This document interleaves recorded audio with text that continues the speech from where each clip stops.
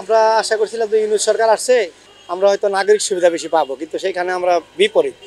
আমাদের জীবনের নিরাপত্তা নাই। ইনকাম করে যে ঘরে টাকা নিয়ে যেমন নিরাপত্তা নাই, রোডে ঘাটে রিক্সা দিয়ে চলাচল করলে চাপাটি দিয়ে কুবায় টাকা পয়সা লিয়ে দেখা। আওয়ামী লীগের গভর্নমেন্টে যেহেতু চাঁদাবাজি করছিল তখন তো মৌনভাবে, এখন ওপেন চাঁদাবাজি করতেছে। ওপেন চাঁদাবাজির স্বর্গরাজ্য হয়ে গেছে, সন্ত্রাসের অভয়ারণ্য হয়ে গেছে, মানুষের জানমালের কোনো নিরাপত্তা নাই।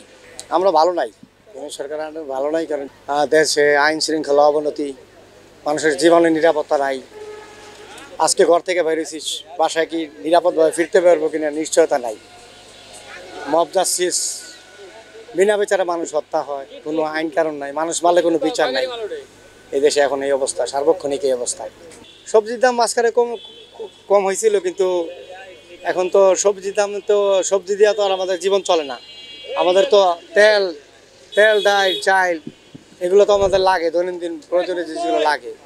এখানে দেখা গেছে যে এখানে কিছু কিছু জিনিস দাম বেড়ে গেছে, নিত্য প্রয়োজনীয় জিনিস, যার জন্য আমরা হিমশিম খাইতেছি। আর আমরা আশা করছিলাম যে ইউনূস সরকার আসছে, কোনো অরাজনৈতিক একটা গভর্নমেন্ট, আমরা হয়তো নাগরিক সুবিধা বেশি পাবো, কিন্তু সেখানে আমরা বিপরীত।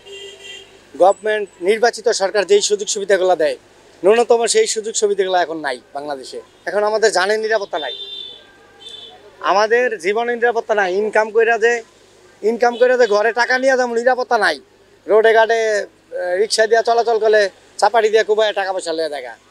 সন্ত্রাসে ভরে গেছে, সন্ত্রাসের অভয়ারণ্য হয়ে গেছে, মানুষের জানমালের নিরাপত্তা নাই। ব্যবসা বাণিজ্য করবো, চাঁদাবাজে ভরে গেছে।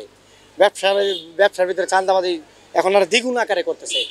আওয়ামী লীগের গভর্নমেন্টে যেহেতু চাঁদাবাজি করছিল তখন তো মৌনভাবে, এখন ওপেন চাঁদাবাজি করতেছে।